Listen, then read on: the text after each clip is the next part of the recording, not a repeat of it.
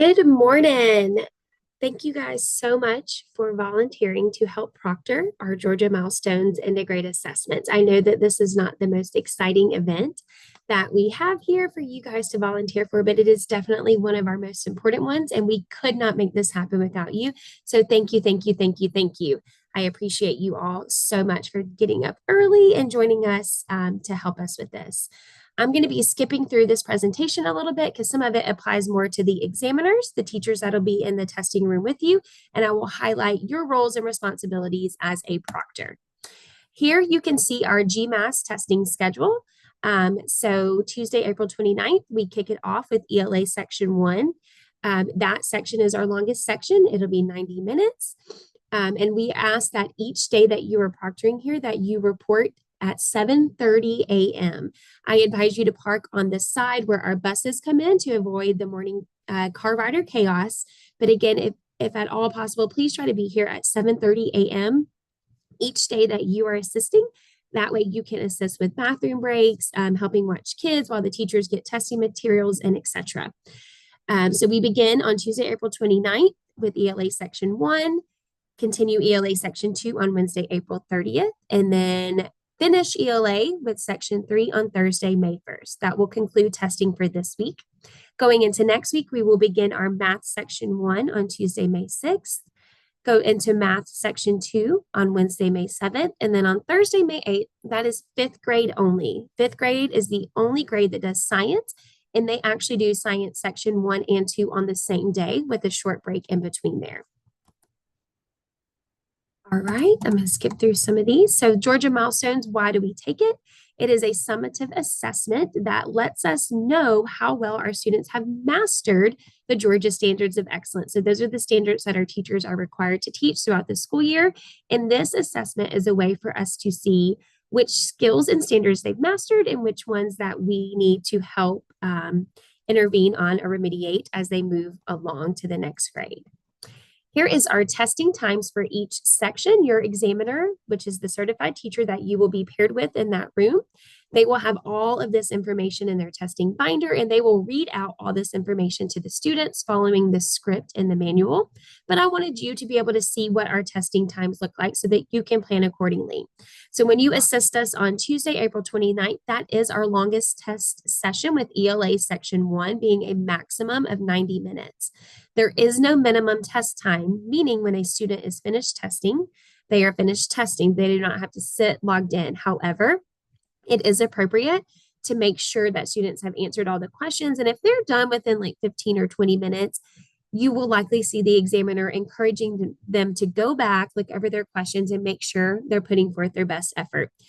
Here on this screen, you can also see the typical testing time for an average student so that you can see on ELA, a student should not be done within 20 minutes. The average student takes about 45 minutes to 65 minutes to complete Section 1 and 40 to 60 minutes to complete Section 2 or 3. So while there is no minimum time, we do not advertise that to students, and we do encourage them to slow down, take their time, and make sure they're utilizing all that time to do their very, very best, especially on ELA Section 1, because that is the one with all the writing or the typing, where they're typing their short paragraph responses and then their long essay responses. So we want to make sure they're taking their time. Again, your teacher will have all this information on testing days. You do not have to have it memorized. Here is what it looks like for our students once they are logged into DRC for the test. So one job that you have as a proctor is to assist students if they raise their hand and need assistance. Likely it will be to use the restroom. Now, we do discourage restroom usage once testing has begun. However, we are all human, and when you have to go, you have to go. And so if students need to go to the restroom, we do allow them to do so.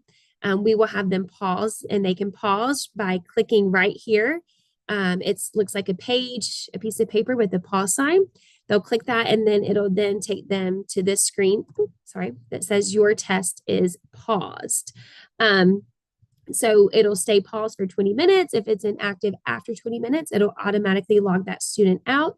That should not be an issue because we should not have anyone out of the classroom for 20 minutes. If an emergency or something happens, admin will intervene and kind of take over from there. But again, if a student raises their hand and needs to go to the restroom or needs something, they can hit that pause button to pause. And when they're back, they will click resume. Your examiner will document any and all times that a student pauses a test, leaves a classroom testing environment. They've been trained on that and they know how that works. When a student is finished with their test section, they are going to click the Review and Test button. Let's move myself out of the way so you can see what that button looks like. So the Review and Test button is that little rectangle, looks like a little eyeball in the top right-hand corner. This is what students should click when they are ready to submit their test. And they have been trained and have been told when you are ready to submit, you raise your hand and wait for an adult. And that is where the examiner or you, the proctor, can come over to assist them with submitting their test. So they'll click Review and Test, and it'll take them to this screen that you see here. On this screen, it'll show if there's any questions that they flagged. So a student knows that they can flag a question if they need to come back to it later on. If the question is flagged but answered, that is okay.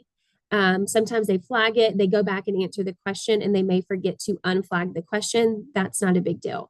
You as the proctor, what you want to look for on the screen at the top, you can see on this particular one, it says you have 24 unanswered questions. That is what we do not want to see.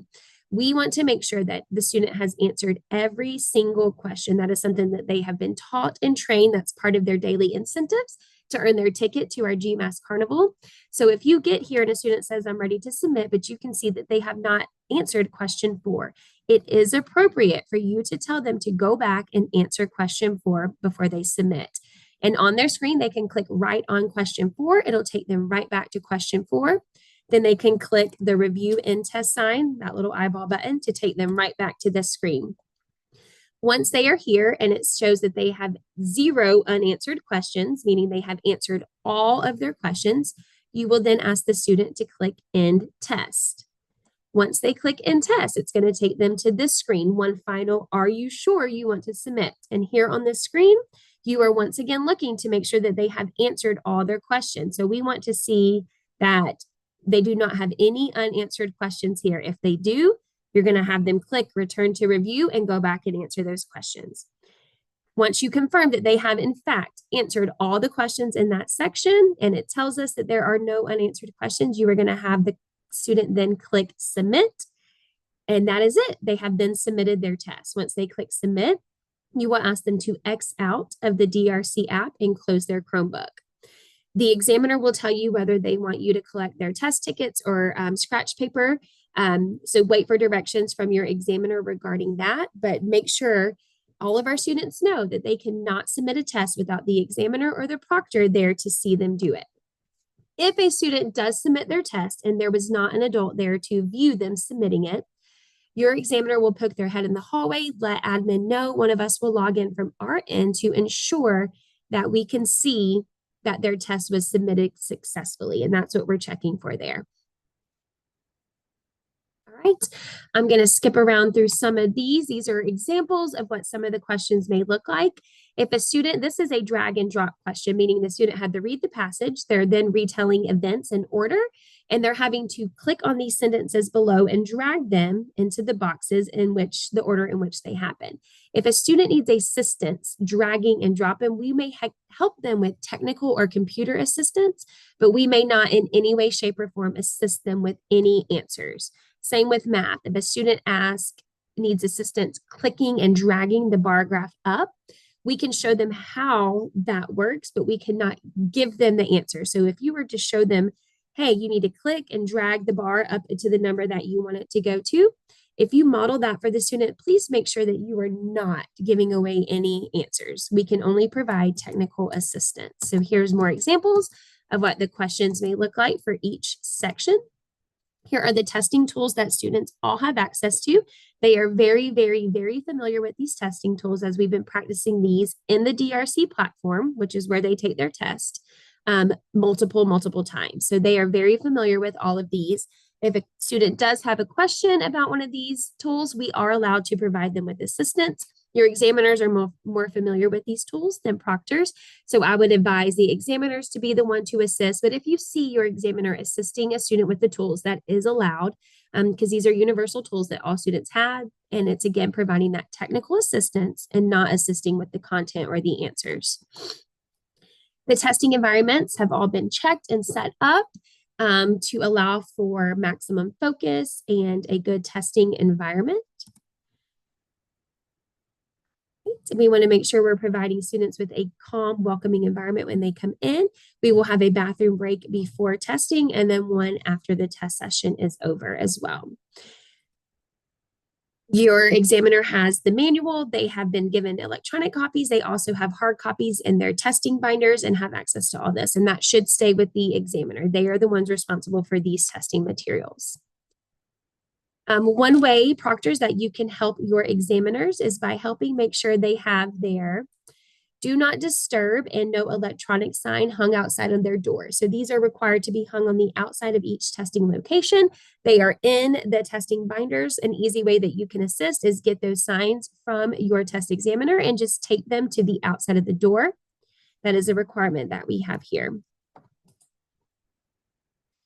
All backpacks, purses, belt bags, fanny packs, whatever you want to call it, must be in the hallway. We have no bags of any kind in the classroom with us. It's just an extra layer of precaution to make sure we do not have any electronic devices that should not be in those classrooms. Here is the contents of the testing binder. Again, this is something your examiner is responsible for, not something that you have to worry about. During testing, we want to make sure, again, all backpacks, purses, belt bags, whatever are in the hallway, and that there are no electronic devices anywhere in the classroom. So when we come to give examiners their testing binders, they will give us a giant baggie full of electronic devices. You as the proctor, you may not have electronic devices in the testing environment with you either. So that includes any type of smartwatches, Apple Watches, Android watches, Fitbits, whatever it may be. No smartwatches in the testing environment, no smart glasses, no tablets, cell phones, no electronic devices of any kind may be with you in that testing location. So you may want to lock them in your car before you come proctor, or you can turn them into the bag of electronics with your examiner. When y'all are finished testing and your examiner turns in their testing materials, they will be given back their bag of electronics and they'll bring it back to the testing classroom. And you may get yours from your examiner then if you choose to turn it in that way. Another big role of the proctor is to help by ensuring all students are writing their first and last name in the upper right hand of their scratch paper. For whatever reason, this is a hard thing for our Titans sometimes. So please just help your examiner as you are walking around, because we are actively walking throughout the test session and making sure the students have first and last name in the upper right hand corner of their paper. Again, no cell phones or electronic devices are permitted to be used in the testing environment. This is a really, really, really, really big deal and could invalidate, meaning give zeros to all testers if an electronic device was found in there. So again, leave them at home, leave them in your car before you come in, or turn them into that bag and you will get your device as soon as your examiner returns from turning in their test materials.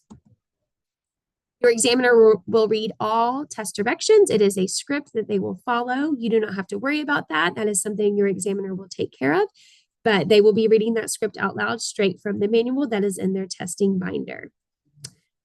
Again, this is how we pause if a student needs to pause to go to the restroom. This is where they'll go to review and end their test. This is the first screen that you check when submitting a test to make sure all questions have been answered. You do have permission to tell them to go back and answer an unanswered question. Once all those questions are answered, they're going to click End Test at the bottom. It'll take them to one more screen to make sure that, yes, we want to submit our test. And with you or your examiner watching the student, if they've answered all the questions, they will click Submit. Once they click submit, they will X out of the DRC platform and close their Chromebook. The examiner will take up their testing materials at that time, where they will sit silently and quietly till every person in the room has finished testing. Once all students in that testing classroom have finished testing, the examiner will take up all testing materials, return them to the testing binder. They will then exit the room where you, the proctor, will stay in there with that class. It is your job to keep them quiet at that time until your examiner returns. When your examiner returns, they'll return with a testing treat for the students, as well as all the electronics they collected previously. At that time, the examiner will then have something quiet for the students to work on that is not on the Chromebook. So that's oftentimes reading, coloring pages, Sudoku, crosswords, word searches, those types of quiet activities that are not technology based. So that's what you can expect when testing is finished. But remember, when students are finished testing, they sit and unfortunately do nothing until every student in that testing environment is completed. And this is part of Carroll County's expectations. It's a safeguard to ensure that we do not have any prohibited materials out during testing while other students are still testing in that classroom. So again, our students have been trained that they must have the proctor or the examiner watch them submit their test. If a student submits their test and you were not able to see them do it, nor was your examiner, the examiner will let admin know, and we will go through on our screen to ensure that everything was submitted correctly and entirely, and that everything is good to go for that student. Your job as the proctor is to help actively monitor your testing environment. So what does it mean to actively monitor? You are actively walking around the testing room. We are not sitting down. We are not asleep. We are walking and making sure that all students are progressing through the DRC platform for GMAS. We can assist them with technology-based questions. So headphones, my mouse, click, drag and drop, but nothing to do with content whatsoever. Please make sure students are in fact taking the correct test session. So if it's ELA section 1 and you see a student doing math, you need to let your examiner know. We put so many safeguards in place to make sure that that cannot happen, but still make sure all students are taking the right one. Help make sure that students have the correct test ticket. So when your examiner is passing out those test tickets, you are reminding students, make sure your name is on that test ticket and that they do not have someone else's. You're ensuring that we see no electronic devices at all during the test session. If we see any student on anything other than the designated Chromebook, you need to let your examiner know immediately. And then you assist your examiner with activities after and keeping them quiet while they go turn in their testing materials. And that is really the biggest thing that we have for testing. I am going to link a presentation along with this video. There is a Google form that you must complete saying that you watched this video and have completed our proctor training. Thank you again for being willing to do this, and we will see you at 7:30 a.m. on the days that you can test. In the email, I have included my cell phone number and my email address. Please text me, please call me, please email me if you are not going to be able to show. The earlier the better, because it gives me more time to plan and pivot. But we are relying on you guys, and we can't thank you enough for assisting with this. Thank you so, so much. You are it, and we love and appreciate you.